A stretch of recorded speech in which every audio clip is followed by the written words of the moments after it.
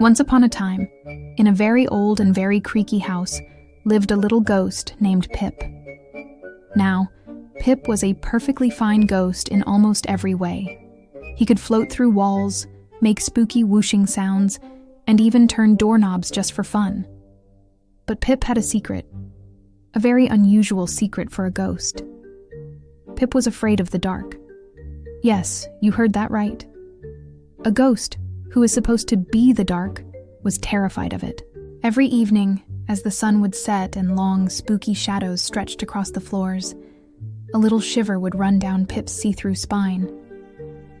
While all the other ghostly activities were supposed to begin, Pip would be hiding in the attic, where the last rays of sunlight lingered the longest.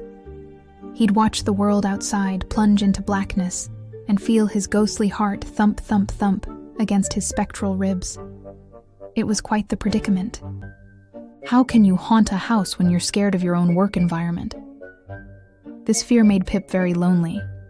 He'd hear the mice scurrying in the walls and the owls hooting in the trees, and he'd wish he could join them.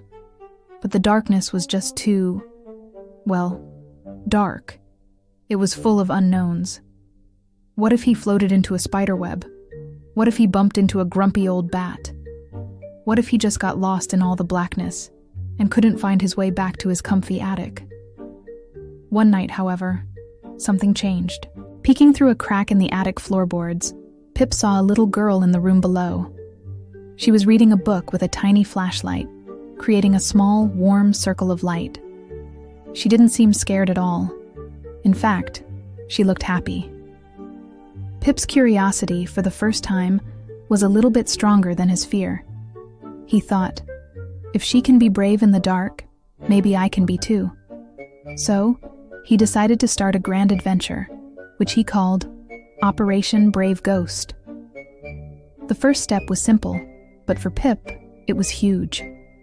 He would float just 1 foot away from his sunbeam spot. He took a deep, wobbly breath and whoosh. He did it. He was in the shadow. It was a bit chilly, but nothing terrible happened. No bats, no spiders, just a little bit of dark. Feeling a surge of courage, he decided to take another step. This time, he floated down the attic stairs. Each step creaked under his non-existent weight, echoing in the quiet house. The hallway below was a long, dark tunnel. Pip's heart did its little thump, thump, thump again, but he remembered the girl with her flashlight. He imagined his own little spark of bravery lighting the way. He drifted slowly, cautiously, through the hallway. And then he saw it. The moonlight was streaming through the big window at the end of the hall, painting silver patterns on the wooden floor. It was beautiful. He'd never seen the house like this before. The shadows weren't scary monsters. They were soft, gentle blankets. He saw a family of dust bunnies dancing in a moonbeam, and a spider weaving a web that glittered like a diamond necklace. The night wasn't a big, empty void. It was alive with a secret, quiet beauty. Pip floated into the living room and found the little girl fast asleep, her book beside her. He also met a wise old owl who perched on the windowsill, and a firefly who offered to be his personal nightlight. He discovered that the darkness wasn't for being afraid. It was for seeing things differently. The world was just as wonderful at night, just in a quieter, more magical way. Pip's journey reminds me a bit of another famous ghost, Sir Simon de Canterville from Oscar Wilde's story. Sir Simon was a professional haunter, a master of rattling chains and leaving bloodstains. But he moves into a house with a modern American family who just isn't impressed. They offer him stain remover for his bloodstains and oil for his clanking chains. Instead of being scary, he becomes the one who is scared and frustrated. It's a hilarious take on a ghost who has lost his purpose, much like Pip felt he had lost his. Sir Simon's haunting wasn't about being evil. It was his job, his identity.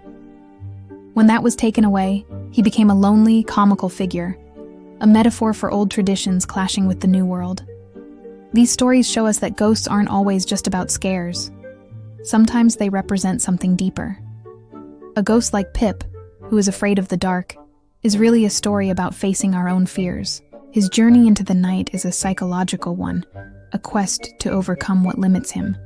His fear of the dark is a metaphor for the fear of the unknown that we all feel at some point.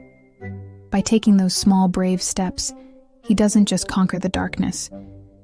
He discovers a whole new world of beauty and friendship within it. He learns that his perspective was the only thing holding him back. Similarly, Sir Simon isn't just a spooky specter. He's a commentary on history and loneliness. He's stuck, a relic of a bygone era, desperately trying to matter in a world that has moved on. His inability to scare the family is a kind of social death on top of his actual one. He becomes a symbol of how we can feel invisible or irrelevant when our own world changes too quickly around us.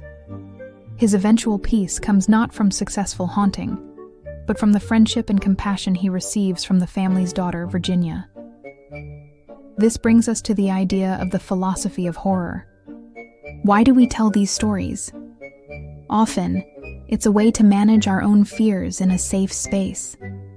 A story about a ghost afraid of the dark allows kids and adults to think about their own anxieties. When Pip finds beauty in the night, it teaches us that sometimes the things we are most afraid of hold unexpected wonders. It's a form of fear management through narrative. We experience the thrill of the scare, but we also learn that fear can be understood, confronted, and transformed. Ghosts in literature and film often act as what we might call a liminal force. They exist on the threshold between life and death, past and present, known and unknown. Because they occupy this in-between space, they can be powerful agents of change. For Pip, his spectral nature is what causes his problem. A ghost should love the dark. But it's also what allows him to embark on his unique journey. He's not bound by a physical body, so he can float and explore in a way we can't. His transformation from a scaredy ghost to a brave explorer is a change that happens because he is in this liminal state. Finally, a ghost's experience can be a powerful way to explore deep human emotions. Think about it. A ghost is often defined by a powerful, unresolved feeling: grief, anger, or in Pip's case, a deep-seated fear and loneliness. They are stuck because of an emotional weight they can't let go of. Pip's story is ultimately a story about processing emotion. His fear keeps him isolated, but his curiosity and desire for connection push him forward. The friendships he makes with the owl and the firefly are what truly heal his loneliness and give him the strength to overcome his fear. He learns that even in the darkest of times, connection and friendship are the lights that guide us through. From Pip the little ghost to the frustrated Sir Simon, these tales show us that haunting isn't always about rattling chains and spooky noises. It can be a journey of self-discovery, a commentary on society, or a way to understand our deepest emotions. They teach us that sometimes the scariest things are just the things we don't yet understand, and a little bit of courage, and a friend or two, can help us see the beauty waiting in the dark. Thanks for watching and exploring the other side of spooky stories with me. If you enjoyed this, don't forget to like and subscribe for more adventures into the world of stories. See you next time.